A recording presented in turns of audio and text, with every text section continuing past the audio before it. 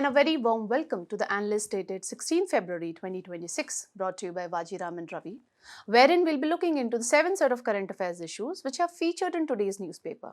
The handout of this very discussion has been pinned in the comment section below for your future reference. Beginning with the analysis section, as today, the AI Impact Summit has begun. So in this particular backdrop, we'll try and understand the significance of AI when it comes to India's socio-economic development. And we'll also be analyzing that when it comes to India's AI framework, is it responsible, ethical and inclusive or not? Moving on to the second topic, herein we'll first try and understand that what is the land titling system prevailing in India and how it creates challenges when it comes to land modernization. And we'll also be looking into the need for modernization of land records, the steps taken in this particular backdrop and what more needs to be done. Moving on to the prelim pointer segment, I have picked up the topics which are more relevant for your upcoming prelims examination. So we'll be looking into these particular set of articles from the prelims perspective. So stay tuned. Now, beginning with the first topic, which is dealing with the AI Impact Summit. This particular topic you can associate with GS Paper 3, Science and Technology, Developments, their application and effects in everyday life.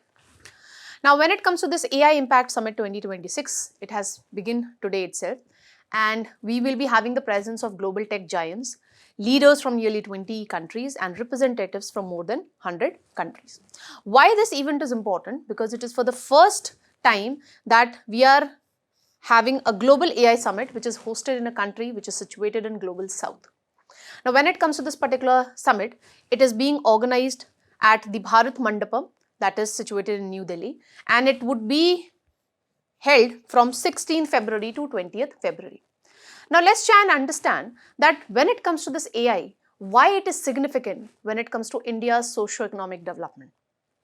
When it comes to healthcare, because of AI, now telemedicine is possible, remote diagnostic is possible. So even despite this fact that we have shortage of doctors, we are able to make sure that the healthcare is accessible to everyone, irrespective of the fact that where a patient is situated.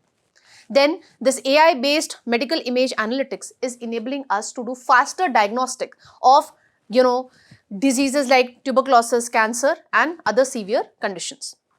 Then because of this predictive analytics, based on the data, we are able to make a prediction about the disease outbreak. We are able to make forecasting in this respect. Then when you talk about the agriculture and rural economy, AI has impact there as well. So we have the AI models which enables us to predict the weather effectively. It enables us to, figure out the pest outbreaks and what kind of diseases are impacting the plants. For example, we have Plantix app.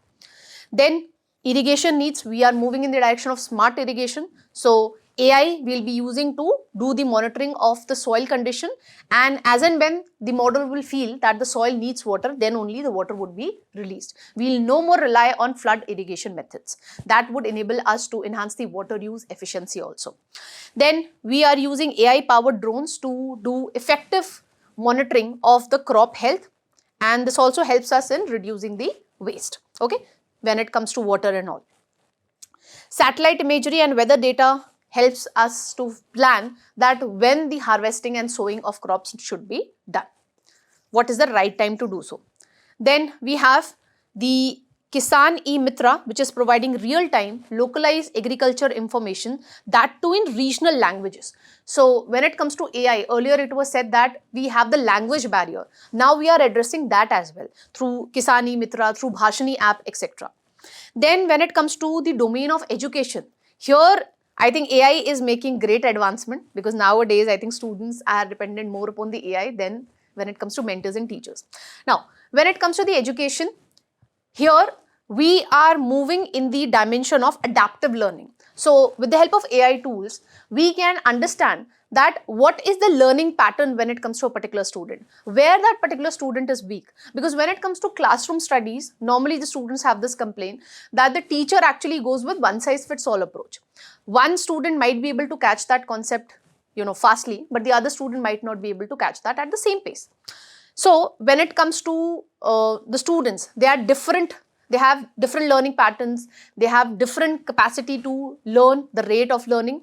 So based on that, we are moving towards adaptive learning. And when it comes to the AI tool, again, we are breaking the language barrier which was earlier there. So we have platform like Disha app, wherein accessible educational content is provided to learners across India in different languages. Then when it comes to finance and commerce, here also AI is playing a very remarkable role when it comes to detection of frauds, ensuring secure digital transactions in a real-time manner. Then the AI credit scoring enables the bank to effectively assess the credit risk. So if the bank is is thinking of providing you a loan, based on this AI credit scoring, the bank could take an informed decision that whether that loan should be given to you or not. Okay, that helps in reducing the NPAs also in the long run. Then when it comes to banking, we have banking chatbots which are providing 24/7 assistance when it comes to routine services like balance check, fund transfers. This helps in reducing the wait time, and this is enabling the bank employees to focus on other work. Then you can also use AI driven apps which helps you personalize that and it helps you understand that where all you are spending more. Okay, so it helps you plan the finances effectively, and the banks can also use the AI driven personalized apps to come up with tailored made financial products for different segments of the society. Okay, so that ways we will be able to improve the financial inclusion as well. Then when it comes to governance front also, here also AI has been playing a remarkable role.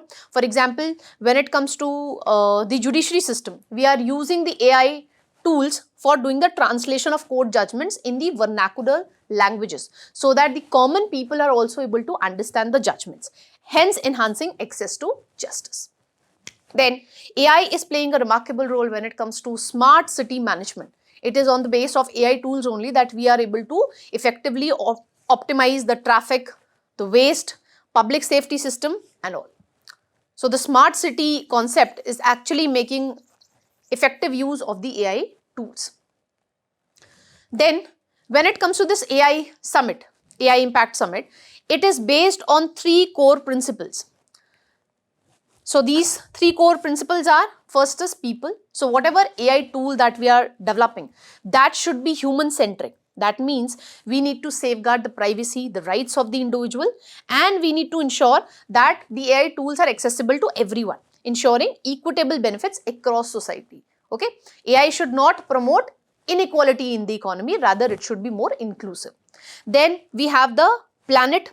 That means that whatever AI tool we are developing, that should be climate friendly, environment friendly. So whatever tools we are creating, it should be energy efficient. It should not be like we are creating advanced tools and then more energy is being used by these AI tools. So that would be going against this principle of planet. So we need to ensure that whatever AI tools we are creating, it is energy efficient, it uses the resources efficiently, an application that support climate action and environment resilience. So we should start using AI for, disaster risk reduction as well. Then progress. So this means that whatever AI tools we are creating, that should be inclusive. We need to make technological advancement. We need to focus upon capacity building.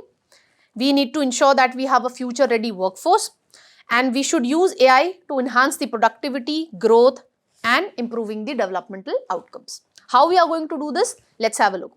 Now when it comes to this AI Impact Summit, we have also figured out 7 chakras.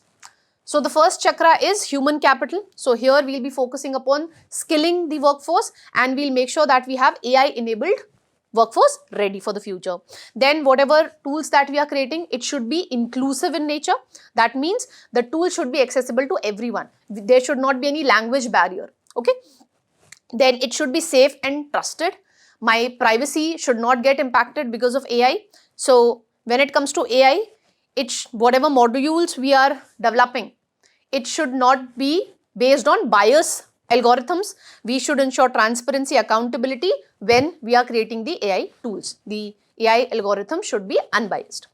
Then it should helps us in making technological and scientific advancements. It should promote resilience, innovation and efficiency. We should have democratizing of the AI resources. That means promoting equitable access to AI resources for everyone. It should not be like the AI tools are in the reach of few MNCs or global giants. Okay, that should not be the case.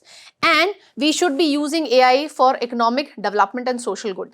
This dimension, when it comes to India, we have already discussed here. Okay, how AI is important for socio-economic development of India.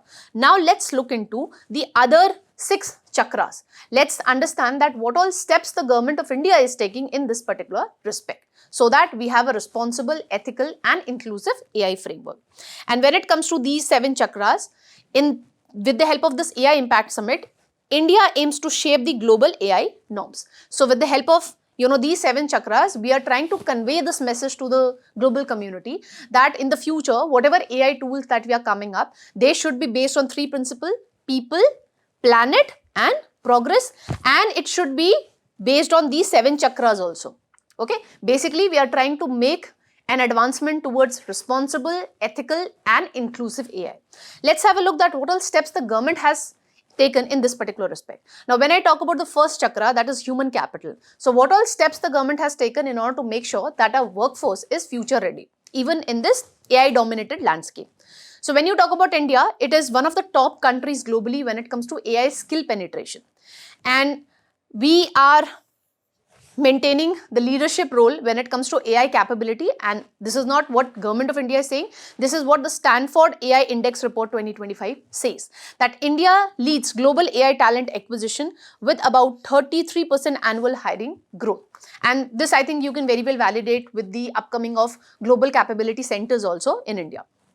And India ranks among the top 3 in the global AI vibrancy tools.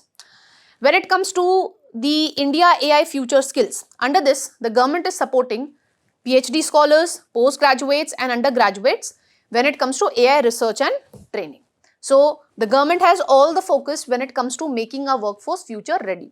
And that is the reason previously the government has put this proposal in the public domain that we should start providing AI related skill set to the children who are in 11th and 12th standards. Okay. Then, when it comes to social empowerment. So, when it comes to India, whatever AI tools that we are creating, are they inclusive in their orientation? Let's try and understand. So, India is a party to Global Health AI Engagement, which is a platform wherein we are figuring out that what are the safe and the ethical use of AI in the healthcare. So, different countries are collaborating when it comes to global health AI engagement, and the countries would be exchanging the best global practices, which are safe and ethical use of AI in the healthcare. Then we have Bhashni platform. I told you earlier, whenever we used to talk about scientific development, we used to quote the language barrier. Now the Bhashni platform has, as well as the Kisan e-Mitra, is addressing this particular issue. Okay, so which is basically a voice first digital governance tool, and it is supporting 36 text languages, 22 voice languages and 350 AI language modules as well. Similar is the case with Kisan e-Mitra. This is basically related to agriculture segment. So, this is again a voice based AI chatbots which provides the benefits of the PM Kishan scheme in 11 regional languages. Then we have Bharat Vistar, which was announced in this year budget itself, which is a multilingual AI platform which is going to integrate the AgriStack portals and the Indian Council of Agriculture Research Package for agriculture practices with AI system. Simply we are saying that under this Bharat Vistar thing, what we are going to do, we are going to integrate whatever data we have on the AgriStack portals and whatever information the Indian Council of Agriculture Research have when it comes to agriculture. So this would enable us to support the digital agriculture extension, and location specific advisories could be easily provided to the farmers. Okay, so when it comes to agriculture also, we are planning that we should be driven by data, and that data we will be getting from different AI tools also by using the satellite imagery and all. So AI would be processing all that data and it would be providing efficient advisories, climate related advisories to the farmers. In this manner, we will be able to reduce the crop losses as well because of the extreme weather events. Now, when it comes to the next chakra, that is safe and trusted AI. So, are we creating a responsible AI? Let's look into that. When it comes to India, India has its AI governance guidelines. Under this, we have stated that we will be applying responsible AI, and for this what the government has planned, that we would be establishing a AI governance group which would be coordinating overall policy development, and it would be aligning the AI governance with the national priorities. Then we will be constituting a technology and policy expert committee. What would be the role of this particular committee? To provide the inputs, necessary inputs when it comes to national and international AI governance issues. And adequate resources would be provided to India AI Safety Institute, which is going to undertake research. It would be drafting the standards when it comes to the AI governance, developing testing models and benchmarks, okay, so that we have transparent and accountable AI algorithms, collaborate with international and national standard bodies, and providing technical guidance to the regulators and industry, that how we can effectively regulate the AI so that AI is a responsible AI, okay. In this respect, we need to make sure that whatever algorithms we are using, that is not biased in nature. Then how are we enhancing the resilience? How are we promoting innovation and efficiency when it comes to India? In this respect, the government of India has pointed out that how the global tech giants have made investment proposals when it comes to India. So we have software, we have Amazon, we have Google. So when this investment would be coming in India in areas like data centers, AI training, cloud infrastructure and AI hubs, all this would go a long way in enhancing the resilience, okay, when it comes to India. So we'll no longer be dependent upon other advanced country, because when these global tech giants would be bringing the investment in India, ultimately we would also be acquiring the necessary infrastructure as well as the skill set. That ways again our workforce would be becoming ready for future. Then we have the next chakra, that is science, AI enabled scientific research. So what all steps we have taken to give a boost to scientific development and research. So when you talk about the innovation footprint of India, globally, India is the 6th largest patent filer, okay, and that is the reason if you see the global innovation index, India's ranking has improved from 81 to 38. And it is also because of the fact that the government has increased the expenditure done on the research and development. So earlier it was nearly 60,000 crore way back in 2010-11, and in 2020-21 the government is spending around 1.27 lakh crore. So it tells us that the expenditure done by the government when it comes to R&D, that has gone up. But even today it is less than 1% of our GDP. We need to increase it to around 2% of our GDP, like what the China and US is also doing.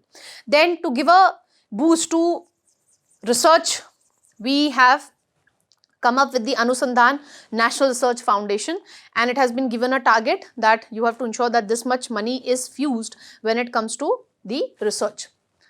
This would help us create the academic temper in this respect, and it would, based on the research only, you will be making the further advancement in the scientific domain. Then we have the Indian Meteorological Department hybrid AI forecasting, which it is using for rainfall, prediction, the lightning, fog, fire prediction, and all this would help the Indian Meteorological Department to provide adequate climate related advices to the farmers. And we are also using Mausam GPT, which is providing climate related advisory to the farmers. And this hybrid AI forecasting, which is being used by the Indian Meteorological Department, apart from providing climate related predictions and advisory to the farmers, it would also help us in mitigating and reducing the risk when it comes to various disasters. Then what all steps the government has taken when it comes to ensuring democratic access to AI resources. So in this particular respect, we have the India AI mission, wherein the government has stated that we would be setting up secure GPU clusters. It would be constructed to house 3,000 next generation graphics processing units for sovereign and strategic application. Now for your prelims perspective, it becomes important that you understand the difference between CPUs, GPUs and TPUs. So CPUs, I think every one of you are aware, that is central processing unit. In normal computers, you have your CPUs. It can have 1 to maybe 16 core, And when it comes to CPUs, it basically carry out the work in a sequential manner. So it would give numbering to the task that it has to perform. And whichever task would be on a priority basis, it would be executing that task first. So CPUs carry out the task in a sequential manner. When it comes to graphics processing unit, it is associated with the term called parallel processing. So it would not be executing the work in this sequential manner. It can do various tasks simultaneously. Okay, so this parallel processing thing is associated with your graphics processing units. What is the thing which the government is focusing when it comes to India AI mission? And another advanced thing is tensor processing units. This is basically used for training the AI tools. Okay, because when it comes to training the AI tools or machine learning with this graphic processing units, it would take more time. So that is the reason for training the AI tools, we use the tensor processing units. Then India has launched AI data labs to build grassroots AI skill set in tier 2 as well as tier 3 cities as well. And when you look at the prices that are charged to access the computer, it is quite less in India. Globally, it is rupees 200 per hour, but in India, if you want to access the computer, the price is very less, nearly 100 rupees per hour. And when it comes to the 7th pillar, AI for economic growth and social good, that we have already discussed, that how AI is impacting the healthcare, education, finance, government, etc. Now, lastly, what all outcomes we can expect when it comes to this AI Impact Summit 2026. So, with the help of this summit, we are going to showcase whichever area India is using the AI. Okay, for example, Bhashni app, Bharat Vistar app, the Kisan E-Mitras, etc. Then we will be developing AI policies which are tailor-made, which are context specific. We will not be going with one size fits all approach. You need to first analyze the local condition, and then based on the real problems which are there in that particular region, we should be developing the AI tools and accordingly the policies as well. This would help us strengthen the policy framework because we are moving towards responsible AI. It would demonstrate the readiness for AI-driven industries, highlighting the regional capabilities for industrial AI adoption, that how far our industries are ready to adopt the advanced AI tools. It would help us create employment opportunity, the human capital chakra that we have, opportunity for center-state collaboration. It would amplify regional AI awareness. Okay, and ultimately it would be leading to better international cooperation also in this AI domain. And it would be leading to long-term partnership, and this partnership would enable us to realize the idea of responsible, ethical and inclusive AI. That's all that we have to know from this particular topic. Based on the discussion that we had, I have framed a practice question for you people. So do practice this question, and with this, let's move on to the next topic. Now, beginning with the second topic, which is dealing with the modernization of the land records, this particular topic, you can associate directly with GS paper 3, land reforms in India. Now, what is the context? Recently, the Delhi Chief Minister has launched the Bhu Aadhaar scheme for creation of digital map of Delhi city. What is this Bhu Aadhaar? It is basically a 14-digit unique land parcel identification number, which is assigned to each parcel of land. Now, let's just first understand that what are the different types of titling system, land titling system that we have. So, one is presumptive, the other one is conclusive. When it comes to India, we follow the presumptive titling system. Now, let's understand that what is the difference between these two kind of titling system. What is the purpose? Purpose of both the kind of titling system is basically to establish the ownership. Who is the real owner of a particular land parcel? Now, before we go on further understanding the difference between presumptive and conclusive titling, you need to know about the three kind of papers. First is record of rights. Now, record of rights is basically with your revenue department, which basically tells me that who owns the land, what is the type of land, what are the crops grown on this particular land, and what amount of loan has been taken on that piece of land. Then we have the sale deed. Now, if I transfer the property, then I need to transfer the sale deed also. Now, this is with Office of Registrar. Then another piece of paper which is there is your survey. Okay, so survey number is assigned and this is basically being done by the survey department. So as you can see, 3 departments are associated when it comes to this land titling thing.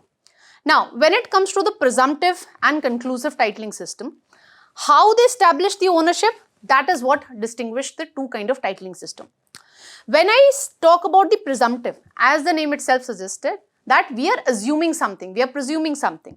So, whichever person would be owning the sale deed, that person would be assumed to be the owner of that piece of land. But when it comes to conclusive, herein the government would be offering the land title, okay, on a particular person. So, here government would be deciding the thing, and in presumptive, whosoever would be owning the sale deed would be said to be the owner of that particular piece of land. Now, when it comes to the presumptive titling system, as I have explained you that how the ownership is determined, you can very well understand that here the burden on the buyer who is buying that piece of land would be higher. Why? Because I am the one who have to figure out that whether the sale deed which is being shown to me by this person Y, is it authentic? So, I need to go to office of registrar to check the authenticity of that sale deed. I also need to inquire upon the land dispute which are associated with this piece of land. So, under the presumptive titling system, there is huge burden on the buyer. But when you talk about the conclusive titling system, here everything is determined by the government. Government would be doing the background check and then it would be conferring the land title, the ownership of the land to me. So, in this case, the burden on the buyer would be negligible, and vice versa would be case when you talk about the burden on the government. As I told you, in conclusive titling system, here the government has to do that background check, which the buyer was doing under the presumptive titling system. And when it comes to the presumptive titling system, what is the burden on the government? Very minimum burden. It only has to register the property. That's it. Now, when it comes to the litigation thing, if in future any litigation arises, then what happens? So, under the presumptive titling system, what happens is, you, the person who is buying that land, would be the party to litigation. But in case of conclusive titling system, the government would be party to that particular litigation, because the government is the one who has conferred that land title on me or on the person who was saying that I had the ownership right. Then when it comes to insurance to buyer, now in the presumptive titling system, if the buyer lose the case, okay, even after litigation, then also he would not be getting any money or any compensation in return. But if the buyer loses the case even after litigation, in case of conclusive, because here the government has conferred the land ownership right and the government has to do the background check. So, that is the case here in conclusive titling system, the buyer would be provided with a compensation by the government in case the buyer loses the litigation. Okay, I hope you would have understood the difference between presumptive and conclusive titling system, because this difference is needed. Only then you will be able to understand the issue when it comes to modernization of land records. So, as I told you, when it comes to India, we are guided by the presumptive land titling system. So, whosoever owns the sale deed, we would assume that this is the true owner of that particular piece of land. And you have to keep this thing in mind that 3 different departments are associated when it comes to land titling. Now, first and foremost, we need to understand that why there is a need to modernize the land records. It is very important from socio-economic front, vital for the livelihood. Why? Because previously the Economic Survey of 23-24 has pointed out that 45% of India's workforce is employed in agriculture. Currently the data is 46%. Now, just understand this particular thing. If 46% of India's workforce is employed in agriculture and we have lot of land related disputes, we don't have clear land titles, don't you think so it would create problem for the farmers to get access to formal credit?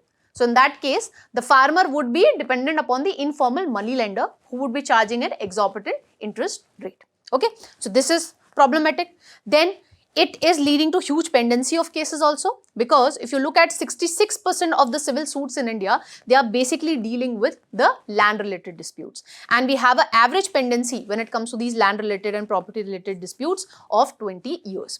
And why it is so? Because we are guided by presumptive land titling system. We don't have conclusive titling system wherein the government confers the land rights or the land ownership rights.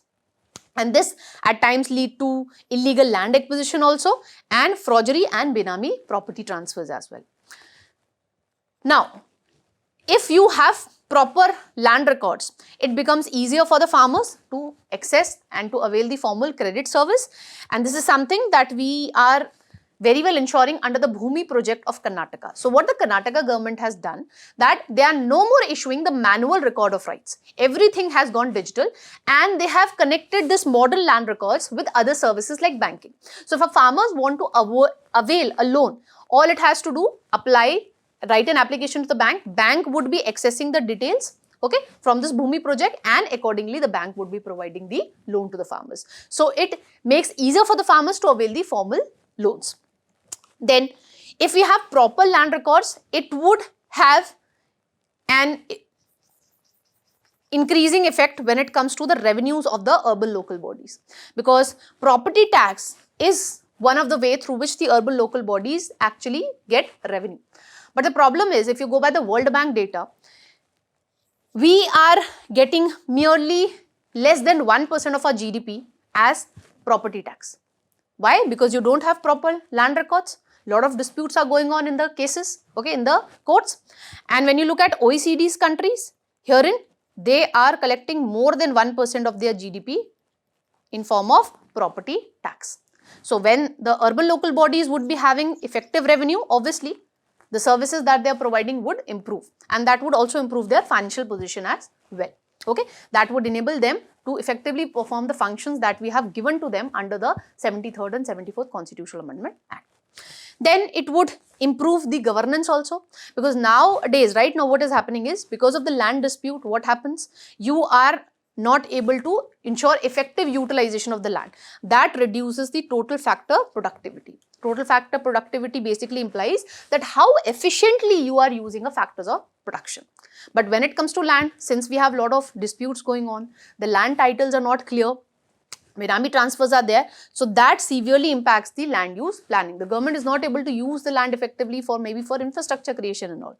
Okay, and it was because of the better land records, the government was able to effectively execute Dharavi slum redevelopment projects. Okay, so that points out that if you want to ensure effective utilization of the land and proper land use planning based on the quality of land, okay, maybe some land would be fertile, so that should be used for agriculture, maybe a land would be barren, so that should be used for infrastructure creation and all.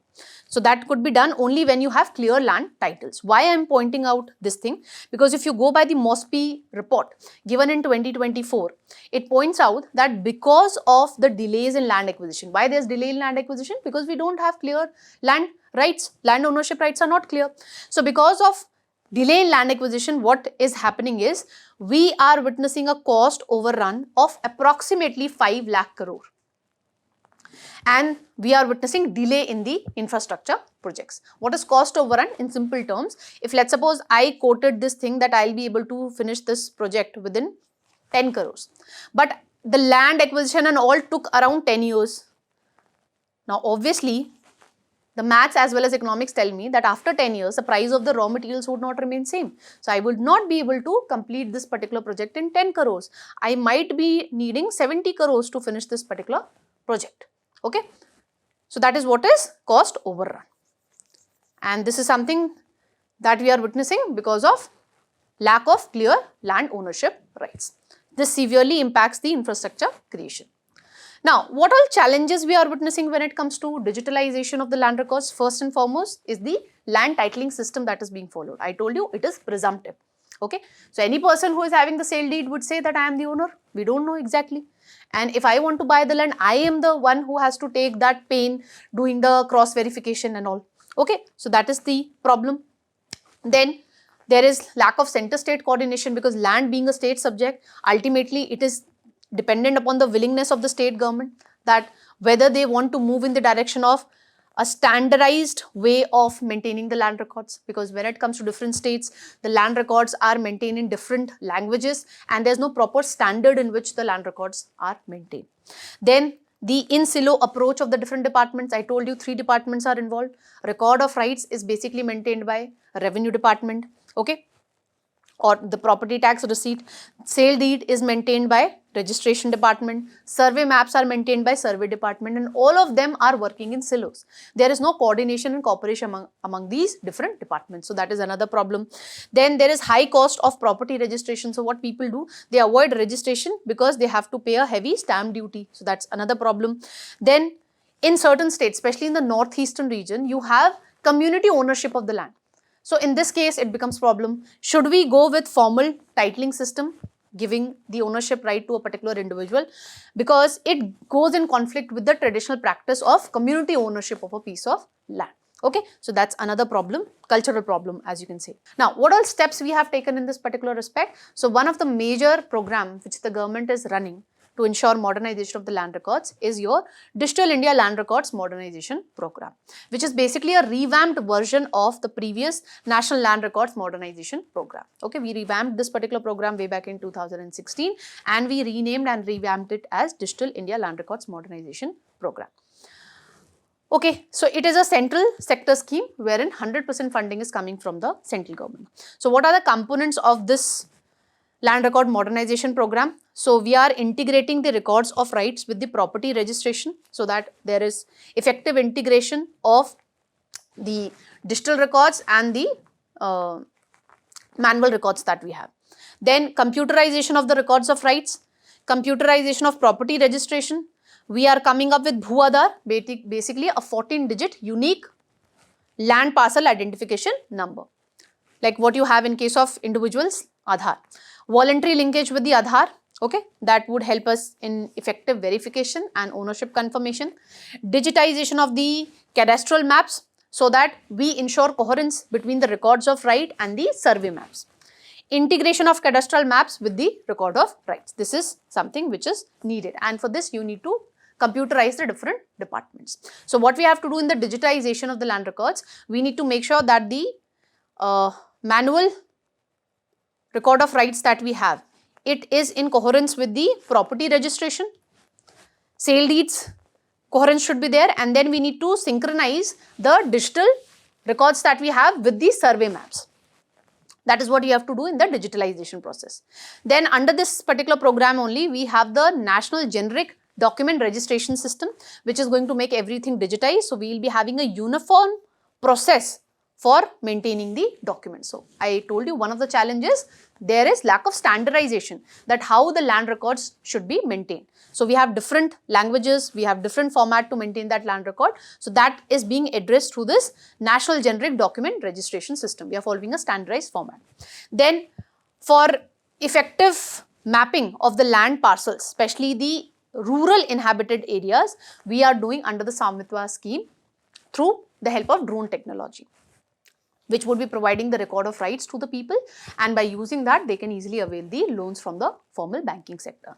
And on similar lines, we have a scheme which is for the urban areas, that is your Naksha scheme. We also have state specific initiatives. I told you about the Bhumi project which is there in Karnataka, and on similar lines we have the Me Bhumi portal of Andhra Pradesh, wherein everything is digitized. No manual record of rights are being issued, and the state governments are basically ensuring integration of the digital land records with other services, for example, banking services. Now, what more needs to be done to ensure effective modernization of land records? First and foremost, we need to move in the direction of conclusive land titling, wherein the government takes the burden, not the buyer. And in this respect, we should be guided by the Niti Aayog Model Act on Conclusive Land Titling. Then we should set up a National Land Titling Authority to ensure effective coordination between the center and the state, and this authority can actually provide a hand-holding support to the states, that how we can ensure standardization when it comes to maintaining the land records. Then we should use modern day technology like blockchain technology, which nobody can tamper with. And it's not like once you have done the survey, you don't need to do the resurvey. You should do the resurvey. Okay, because it could happen now that the land parcel might be transferred from one person to another person. So we need to do the survey and then the resurvey. So this updation needs to be done on a regular basis. For example, when you talk about the survey maps, especially in the northern states, they have not been updated in the last 30 to 40 years. So that is the reason on a timely basis you need to do the survey and the resurvey, and in this respect we should use the modern day advanced technology, that is the blockchain technology. Okay, that would ensure reliability and transparency, because nobody, a single individual cannot tweak the information available in the blockchain technology. Then we need to do computerization of the sub registrar's office, okay, which basically have the sale deeds. So that it can do the scanning, and we can also upload the old documents that are there with the registrar office.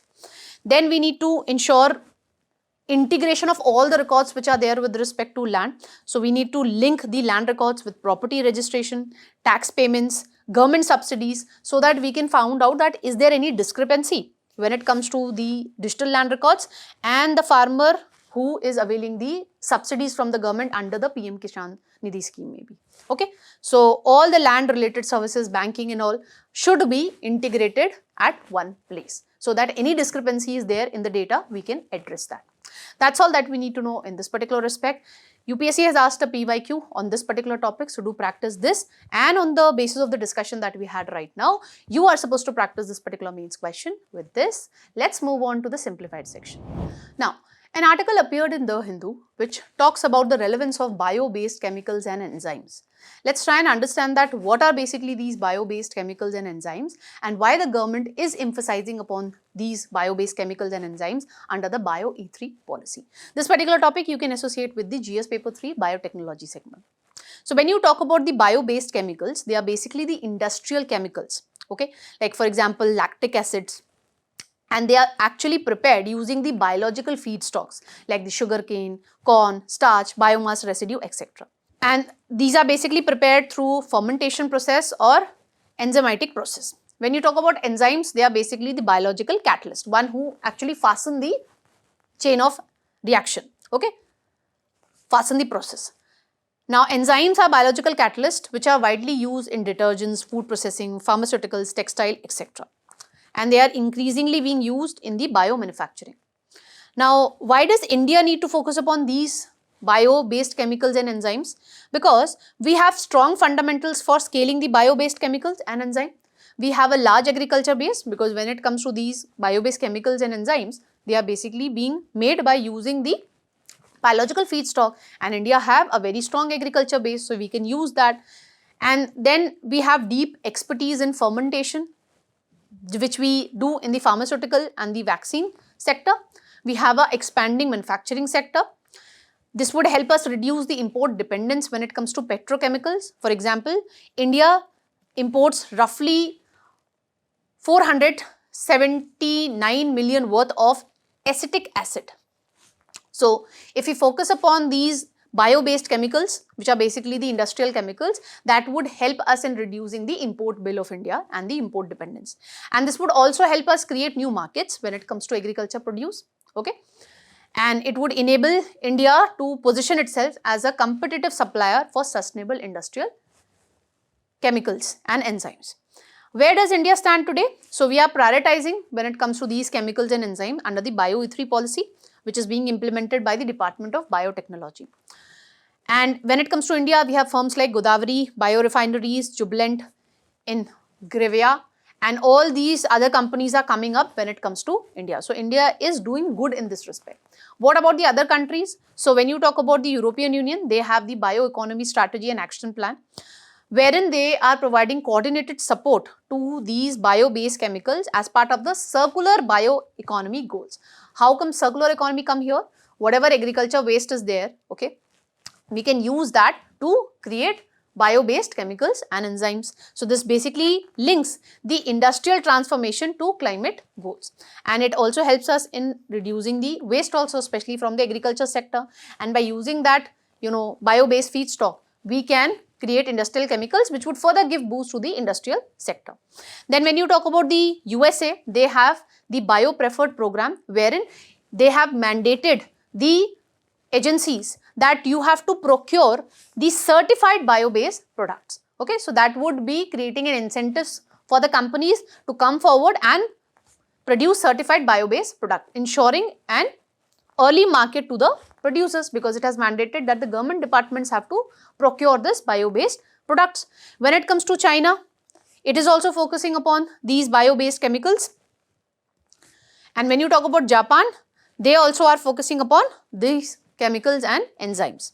They are integrating bio-based chemical research with manufacturing readiness. Okay, because these chemicals are basically the industrial chemicals and they would help us in enhancing the performance of manufacturing sector as well.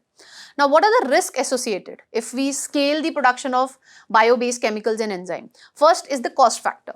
Now, anything which is environment friendly, you know, it would be costly, and that is the same thing with the bio-based chemicals and enzymes. So, experts point out that this cost disadvantage is temporary for a short period of time. As in when you scale up the production, the cost would be less. But for the time being, this cost disadvantage is a problem. Then, second is availability of reliable feedstock. We cannot ensure that all, majority of the agriculture waste and everything would be coming for production of bio-based chemicals and enzymes. So, availability of reliable feedstock is a problem, and we also lack supporting infrastructure which is required to produce different categories of bio-based chemicals at a large scale. You need effective infrastructure in this respect, that is also lacking when it comes to India. And the another problem is whether the market is ready to adopt these bio-based chemicals and enzymes or not, okay, basically because of the cost element. So, what the piece of article points out that what we need to focus upon, what is the way ahead? We need to scale up the shared biomanufacturing infrastructure, what we are already focusing under the Bio E3 policy, which we will be studying right now. What is this policy all about? So, this would help reduce the cost disadvantage which the producers are currently facing, and this would help the capital risk for the firms.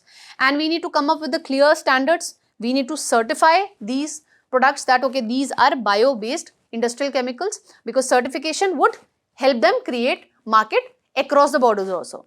And we need to come up with the procurement policy, what USA is doing, mandating the government departments to procure the bio-based chemicals and fertilizers. So, that would provide an early market to these firms. This can help build investor confidence as well, because any firm, if I am planning to enter into a new market, I will see that what is the demand for the product that I am going to produce. So, if we come up with the procurement policy on the lines of USA, this would give a boost to the firms who are planning to come into this particular sector. Now, from prelims perspective, what becomes important is the Bio E3 policy, which is basically biotechnology for economy, environment and employment policy. So, herein we are focusing upon high performance biomanufacturing, and we have stated an ambition that we have to make sure that the bioeconomy grows to a level of around $300 billion by 2030. Currently, what's the valuation of bioeconomy? So, it has grown from 10 billion US dollars way back in 2014 to around $130 billion in 2024. So, we have made improvement in this respect. That is why this ambitious target has been set under this Bio E3 policy. Now, what is this bioeconomy? It basically talks about production and use of biological resources and the related knowledge to create more precise products, better product, and to come up with better processes. It would be implemented by Department of Biotechnology. This is something I have already told you. So, under this particular policy, what all great elements we have? So, we have the Bio Ride, which basically would be accelerating the research in this high performance biomanufacturing thing and enhance product development. It would help us bridge the gap between the academic research that we have and improving the industrial application. Because if you do better academic research and then we focus upon commercialization of that particular idea which has been listed down in the academic research, it becomes easier to come up with better products. So, government is providing help in this respect. Then we have India's first biomanufacturing institute, which would be basically coming up with innovative agri-tech solutions. So, here the focus would be on agriculture sector, commercialization of the products. And we are also focusing upon the creation of skilled workforce. So, we have this PhD program wherein the government is focusing on building highly skilled workforce with a problem solving approach, so that we address the real problems which are affecting our society. What are the areas where we are focusing? So, we are focusing upon these bio-based chemicals and enzymes. So, this is one of the sector where we are focusing. Then we are focusing upon biopolymers and enzyme. We are planning to ensure nutritional security by coming up with smart proteins and functional foods, leading to better absorption by the body. Precision biotherapeutics, basically coming up in the and creating more precision medicines. Okay, that would be a great advancement when it comes to healthcare, climate resilient agriculture, carbon capture and utilization, so that we can realize the idea of net zero carbon emission by 2070, and marine and space research. So these are the sectors where this Bio E3 policy is basically going to focus upon. With this, let's move on to the next topic. Now, again, Vande Mataram is in news. Why? Because the central government has given this directive that all the 6 stanzas of Vande Mataram need to be sung during the official functions. Okay, so this has sparked the controversy in this respect. So this particular topic you can associate with GS paper 1, Art and Culture. So earlier, what was the scenario? Earlier, only 2 first stanzas were sung during official function, but now the central government has given this directive that all the 6 stanzas of this national song, that is Vande Mataram, needs to be sung whenever we are having a official function. This has led to controversy. Now, let's just understand few things about this Vande Mataram. So, it was written by Bankim Chandra Chattopadhyay or Chatterjee in 1875, and it first appeared in the novel Anand Math in 1882. So, this Anand Math is basically telling the story of the Sannyasi rebellion, okay, a series of armed uprising against the East India Company. Then Vande Mataram emerged as a major political slogan during the Swadeshi movement, and till end it guided the freedom struggle of India. Now, why there is a controversy with respect to singing all the stanzas? So, the controversy and the objections have been raised by the Muslim sections of the Indian society, because in the last stanzas, it basically shows the image of Mother India as goddess. Okay, we associate it with Durga, Lakshmi, Saraswati. But the problem is, when it comes to the Islamic religion, therein they strictly follow monotheism. That means, except Allah, they are not allowed to worship any other deity. Okay, so that is the reason the controversy is there. Although this is not relevant from your exam point of view, but what is important from our exam perspective is the prelim pointers related to this national song. So when it comes to this Vande Mataram, in 2025, it marked 150th anniversary. And when it comes to this Vande Mataram national song, it basically translates to Mother, I bow to thee. It was composed by Bankim Chandra Chatterjee, and as I told you, it was first published in 1975 in a journal, Banga Darshan, and it later appeared in one of the novels of Bankim Chandra Chatterjee only, that is Anand Math, which talked about the Sannyasi rebellion. It was first sung by Rabindranath Tagore at the Calcutta session of the Congress in 1896. On this, you might get a prelims question, so pay attention. And during the Swadeshi movement, this slogan Vande Mataram was started to be used for the freedom struggle. Okay, so it became a prominent political slogan during that time. 1907, Madam Bhikaji Cama raised the tricolor flag for the first time outside India, that was in Berlin, and the word Vande Mataram was written on that flag. After independence, we designated Vande Mataram as our national song, and we adopted it on 24th January 1950. So, on this particular date, we gave this designation to Vande Mataram as the national song of India. Now, let's note down certain prelim pointers with respect to Bankim Chandra Chatterjee also. So, as we all know that he was basically the author of Vande Mataram, which is the national song of India. He was a prominent figure during the 19th century, and he played a remarkable role when it comes to intellectual and literary history of Bengal during that particular time. His notable work includes Anand Math, Durgesh Nandini, Kapil Kundala, Devi Chaudrani, which reflects the socio-cultural and moral concerns which were impacting the Indian society at that time. When it comes to Bankim Chandra Chatterjee, by giving this Vande Mataram song, he gave the country the vision of the motherland personified as the mother. That's all that we need to know with respect to this particular topic. Let's move on to the next topic. Now, recently, the Pension Fund Regulatory and Development Authority of India chairman has pointed out that when it comes to the old pension scheme, how it is unsustainable for the states, especially for the state macro-fiscal health. This particular topic you can associate with the prelim segment, that is statutory bodies. Now, what is the difference between the old pension scheme and the national pension system? and you have unified pension system. So when I talk about the old pension scheme, herein the entire pension burden was borne by the government. There was no contribution from the employees. And you had an assured pension. It was not linked to market instruments.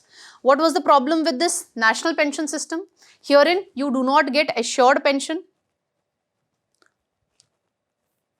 because whatever money was there, it was invested in market instrument, and based on the performance your pension was decided. So you don't used to get assured pension.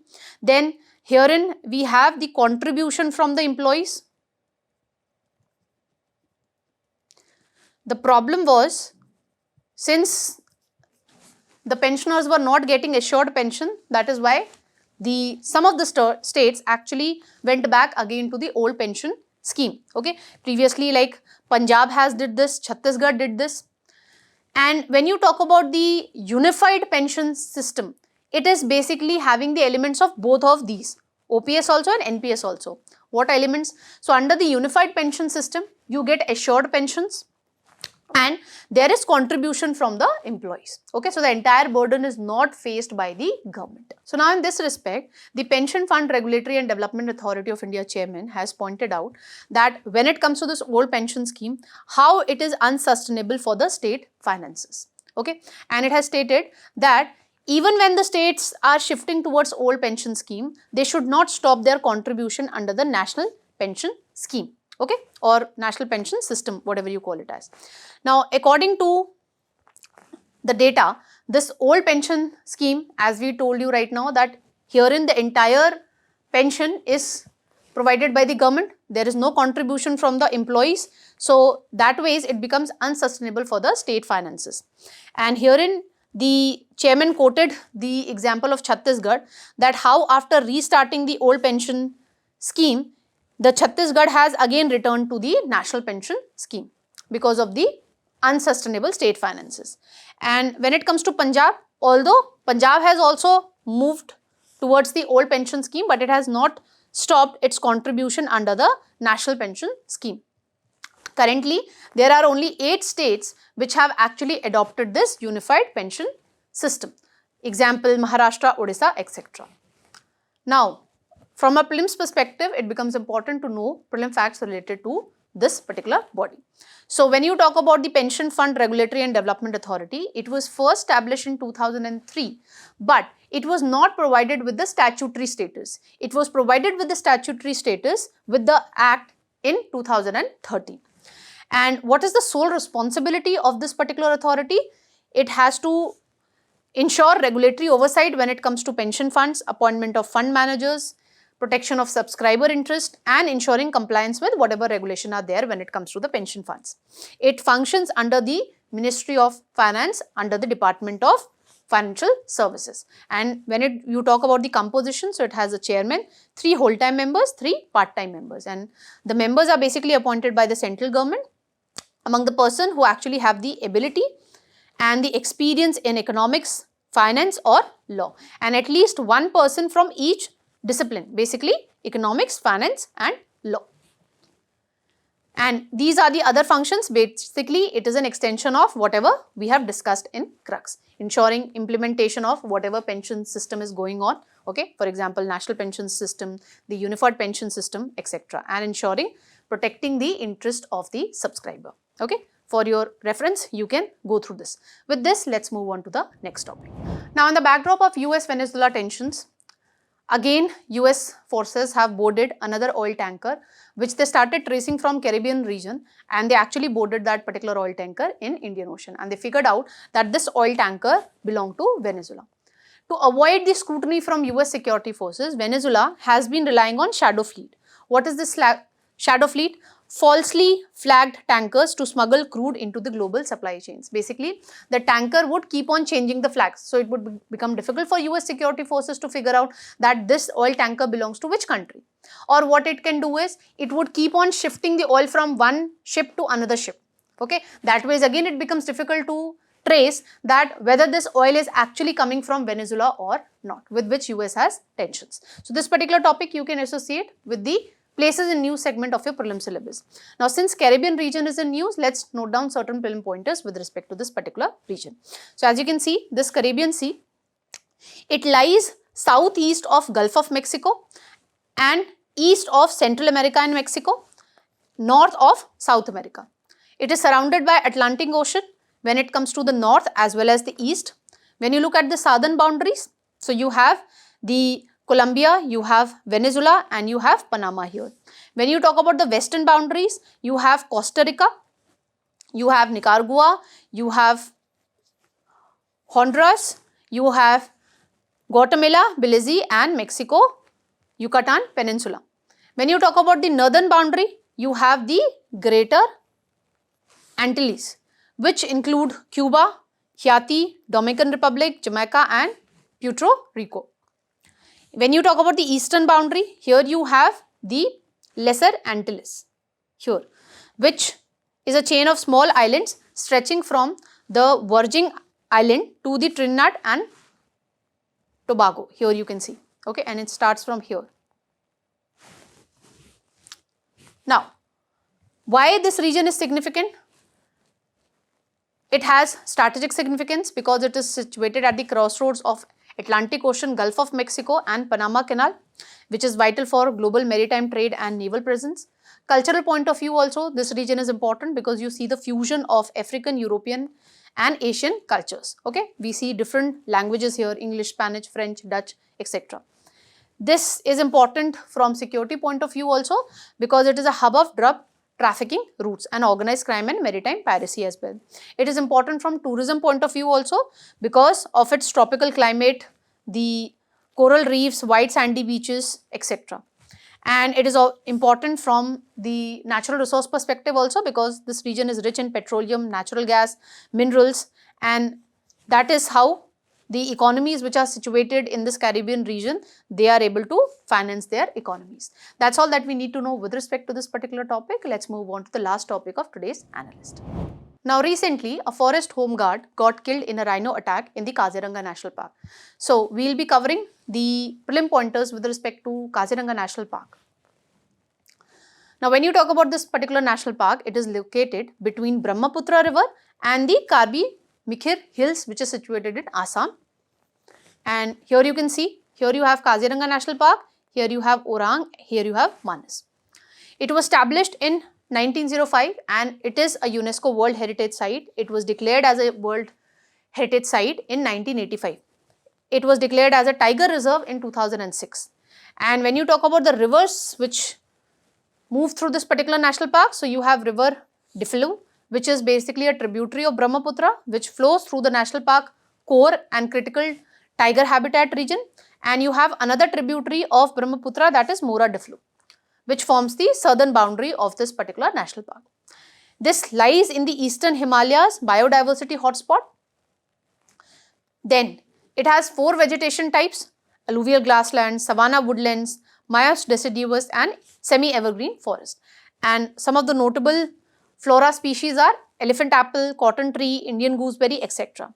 And one important element when it comes to this particular national park is it has the world's largest population of Indian one-horned rhinoceros. Okay, it has more than 2000 plus Indian one-horned rhinoceros. And along with that, it has Royal Bengal tiger, Asian elephant, wild water buffalo, swamp deer, and these 5 species collectively they are called Big Five of Kaziranga. Other fauna species are fishing cat, small Indian civets, sloth bear, Chinese pangolin, Indian pangolin, etc. So that's all that we have to learn today.